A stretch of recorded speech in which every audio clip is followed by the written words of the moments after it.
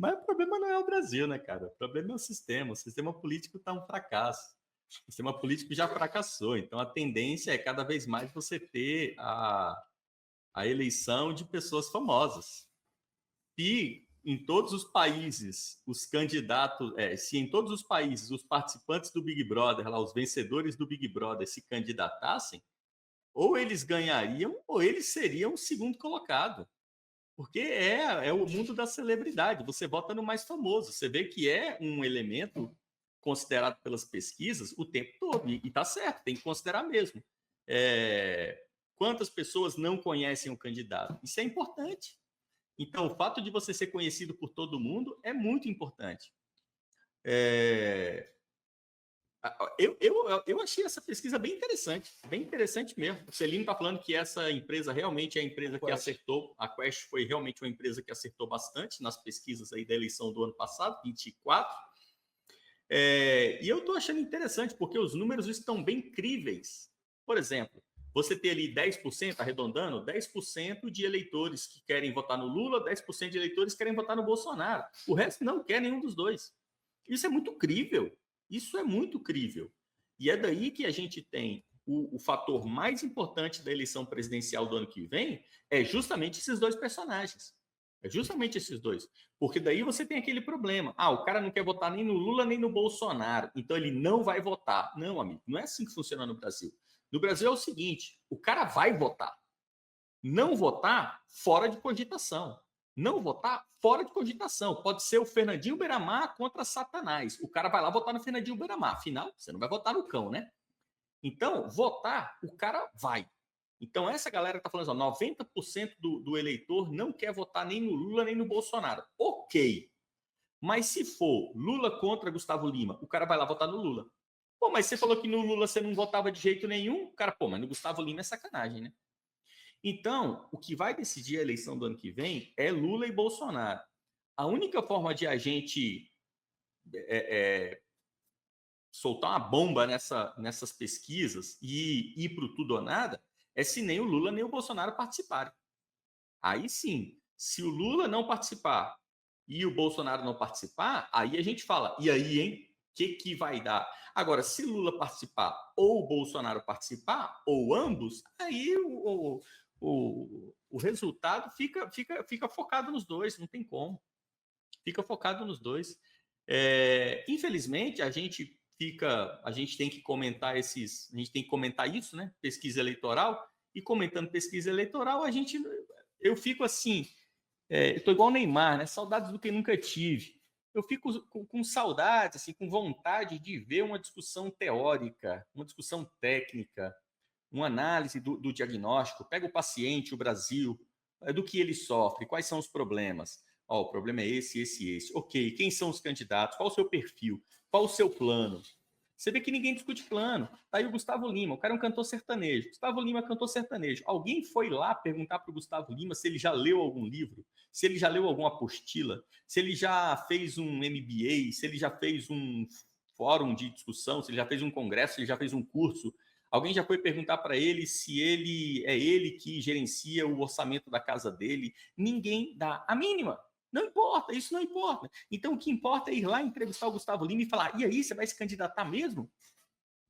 Então, infelizmente, no Brasil, sinceramente, não faz nem diferença. Qual a diferença entre colocar o Haddad, que é um cara da academia, da USP, e colocar o Gustavo Lima? Não tem diferença.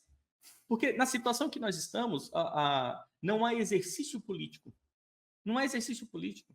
Então, nessa falta de exercício político, realmente a política fica resumida a esse mundo das celebridades. E aí, quem que você vota? No Gustavo Lima ou no Caiado? Eu acho o Caiado mais maneiro, eu acho aquele cabelão dele muito doido e tal. Fica essa coisa tola, essa coisa boba, não tem sentido nenhum. Agora, os nomes já refletem o cenário, né? Os nomes já refletem a cena na qual o Brasil vive, que é algo óbvio, que todo mundo que vê o nome do Gustavo Lima sendo cotado para presidente, é claro que todo mundo já tem essa sensação, né? Meu Deus do céu. Meu Deus do céu. Olha as opções que nós temos. E daí, infelizmente, a gente não tem uma opção, que era uma opção que eu desejaria muito que houvesse uma pesquisa assim. Em quem você votaria para presidente da República? Só. Sim. Pode ser qualquer pessoa, não precisa ser nem político, não precisa ser candidato para Senado. Pode votar em você mesmo, pode votar na sua mãe, na Xuxa, vota em quem você quiser. Eu queria ver, porque não existe no Brasil, ainda não existe assim, não teve um estalo mental, não teve um estalo no Brasil que é um estalo acerca de competências. Então, você veja que para coisas simples na sua casa, se eu te perguntar, olha, quem você gostaria que fizesse o almoço de amanhã na sua casa? Domingo, né? Almoço de domingo na sua casa, você ganhou aqui uma promoção, almoço de domingo na sua casa. Quem você gostaria que fizesse o seu almoço? Cara, eu duvido que alguém ia falar assim, o Gustavo Lima, a Xuxa, né? Pô, sei lá, o ET Bilu. Ninguém ia falar algo assim. A pessoa ia falar assim, o Jacan, o Olivier. O cara ia pensar num cozinheiro fodão, a mulher do Masterchef. Ele ia pensar em algum cozinheiro que ele conhece e ia escolher esse cozinheiro para ir lá na casa dele domingo para cozinhar. Ele não ia falar, pô, eu queria que fosse lá, sei lá, o Ronaldinho Gaúcho. Pô, o Ronaldinho Gaúcho não sabe cozinhar, vai fazer um miojo, pô. Então, por que que na hora de escolher alguém para ir na sua casa fazer o almoço, você escolhe um cozinheiro? Por motivos óbvios, pô. Ué, vai fazer o almoço, cara, é cozinheiro, ou o melhor cozinheiro do mundo, né? A minha mãe. Eu queria que a minha mãe fizesse o almoço de domingo. A menina vai lá, ganha, você ganhou um dia de princesa. Né? Você pode ir no shopping aí, você pode ir onde você quiser, gastar aí R$ 10.000. Onde você vai? A menina não fala assim, quero ir na feira, quero ir na feira do rolo. Não, ela fala, porra, quero ir no Iguatemi, quero ir no Parque Shopping, quero ir na Zara, quero ir... Mas por que você escolheu a Zara? Por que você não escolheu a feira da Ceilândia? Por que você não escolheu a feirinha lá de... Pô, não, você escolheu logo o melhor lugar? É lógico, eu vou escolher o pior. Mas na política não, na política é o pior. Então, na política, a pessoa não fala assim, pô, em quem você vai votar? O cara pensa assim, porra, o Brasil tá precisando de quê? Problema econômico. Então vamos ver. Eu vou votar no economista, sei lá, né? Problema econômico, o cara que vai resolver é um economista. Então vou pensar no economista. Deixa eu ver se eu sei algum. Não, o problema do Brasil é o crime. Então, pô, vou votar num cara que é um cara da área de segurança. Deixa eu pensar aqui, qual o cara de segurança que eu tenho? Não existe essa relação. Para governar, é o mais famoso. Quem que você vai votar? Pô, eu queria votar, sei lá, queria votar no técnico lá do Palmeiras. Eu queria votar no vencedor do Big Brother. Então, por que para governar o Brasil não precisa de competências? Isso é algo que foi cultivado na política. A política foi assim. Porque no início não era assim. Né? No Império não era assim. Quando mudou para a República, os primeiros presidentes, todos eram... não dá nem para a gente fazer essa avaliação, porque a primeira República Brasileira foi uma república de golpes. Né? Foi o golpe do Deodoro, foi o golpe do Floriano, todo mundo era golpe.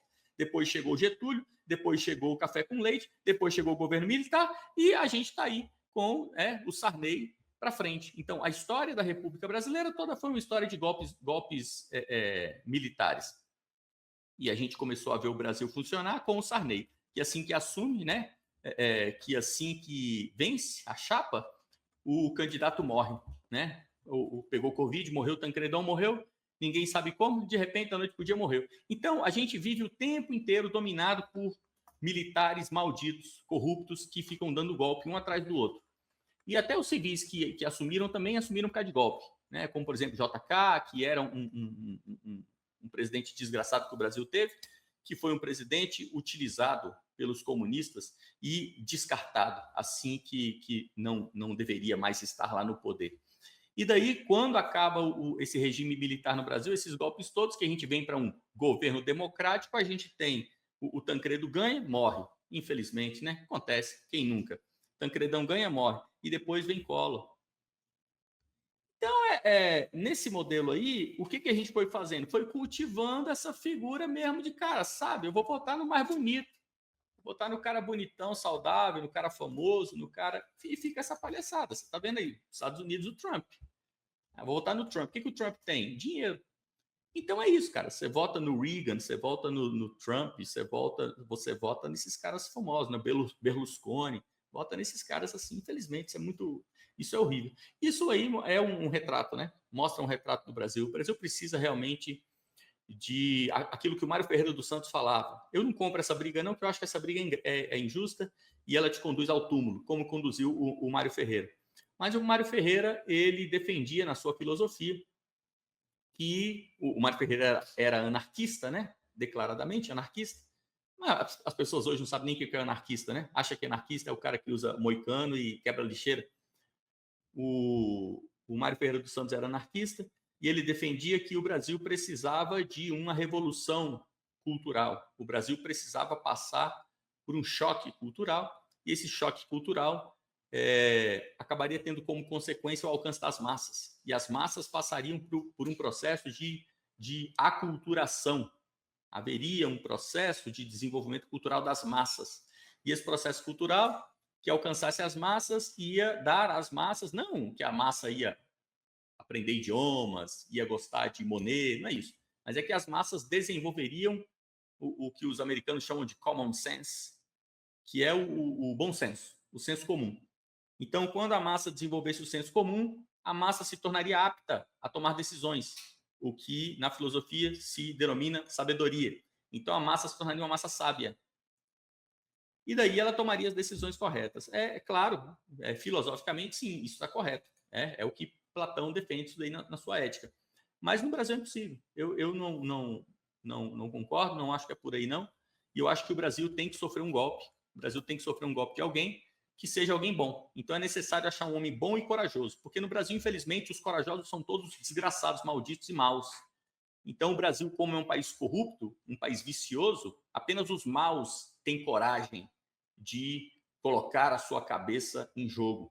E os bons ficam todos amedrontados, todos acovardados. Então o Brasil é esse país de corajosos maus e covardes bons. Mas infelizmente a covardia suplanta a bondade e não adianta você ser bom e covarde, você se torna um nulo, um inútil, né? Enfim.